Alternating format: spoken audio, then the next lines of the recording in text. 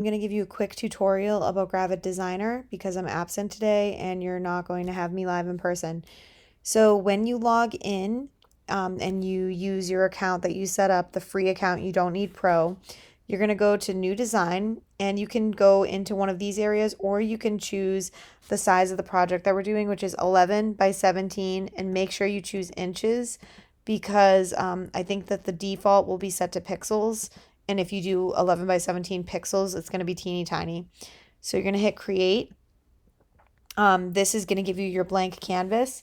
This is really similar to InDesign and Photoshop. Some of the things are in different areas, but this would be if you have multiple pages. Your layers will show up here. This is the button you would choose to place images. This is text. These are different shapes. There's some, custom ones under here. If you hover over anything, you'll see it gives you, it's just taking a minute to load, but it actually gives you like a little video tutorial.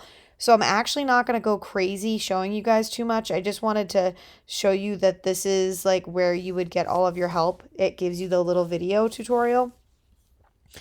And because I have a member, like I'm not a pro member, I just have my free membership. I actually already started a project to show you guys. This is about a really famous up and coming artist. Her name is Ava. And I just started to build what my rough draft of my project would look like today.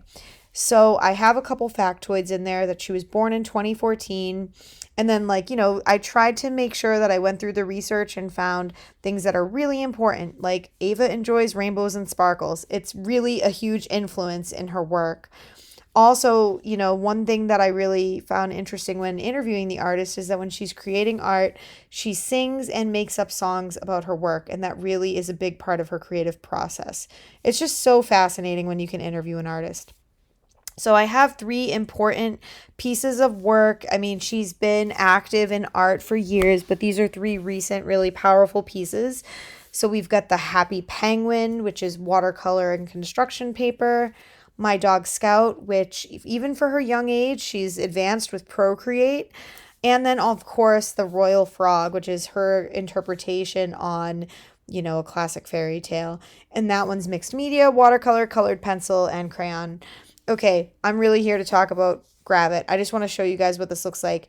The layers you can turn on and off, just like in InDesign.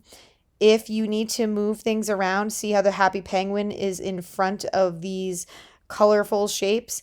If I click on the Happy Penguin, it highlights. I know this is called Ava. I could drag this underneath and you'll see that it moves. If showing you guys this shape, you can see it's a little see-through. I'll show you how I changed that and how I made the gradient.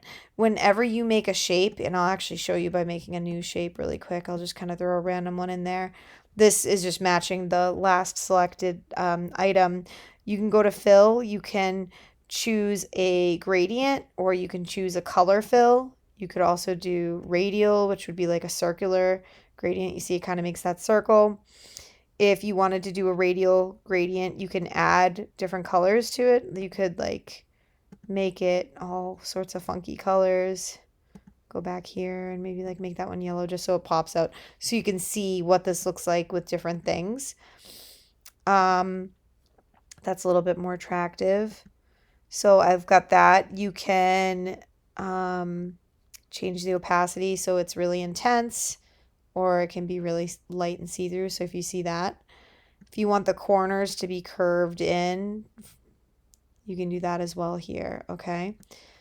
If you don't like a layer, you can delete it here, or you could just simply hit delete. You notice these rectangles are rotated. Every object has a rotate point. It's a little white circle. So you can kind of play around with that. So if I wanted to go and I wanted to rotate the Happy Penguin, I could do that as well. If you notice, My Dog Scout has an outline, so the Happy Penguin does not. If I wanted to add an outline to the Happy Penguin, I could go to Borders. Why is that not working? Let's see. Oh, I have to hit plus. And then I could do a nice fat border. Okay, I just click and move, or you could type in 4 pixels if you wanted. You can also do different effects. If If I don't want it to be black, I could choose like a crazy green color. And there you go. Okay, so for the text, you just simply grab a new text box. You can click and drag and it will fill it with the text. I chose a hand-drawn text because she's a child and I thought it would be fun, but you can go through and change your text options. There's a lot of really good free fonts in there. You would type.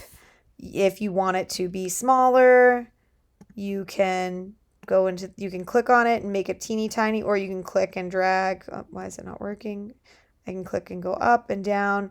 It maxes out at 72, but just like all the other programs in the world, you can continue to go up, or you can hit like 100 if you wanted. The text is cut off because it's too large for that area. Oh, and now I lost that text box. Where is it? Oh, maybe I didn't save it. All right, so you can rotate things. You can change the size of things. If you are trying to edit the text, you can double click to get the text highlighted, or you can simply click on the text tool up here and you can highlight what you want. So like if you see the happy penguin is 44 pixels and where this is only 28 pixels, and that just explains the medium. You can zoom in and out just like you do on your other programs. If you're on a Mac, Command plus or minus, Control plus or minus if you're on a PC. And I mean, this should be enough to get you guys going. Like I said, everything that you can do in Gravit, it gives you a little preview image. Big thing that you want to do is you want to make sure you save. My advice would be to save twice. Save to the cloud, which would be what you're logged in as, and then save your local file, which would be like downloading the file. Even if you aren't going to use Gravit and you're going to use InDesign, this is a good program to learn. So I hope that you guys don't have any problems, and I hope you enjoyed learning about the new up-and-coming artist, Ava. All right, have a good day, guys.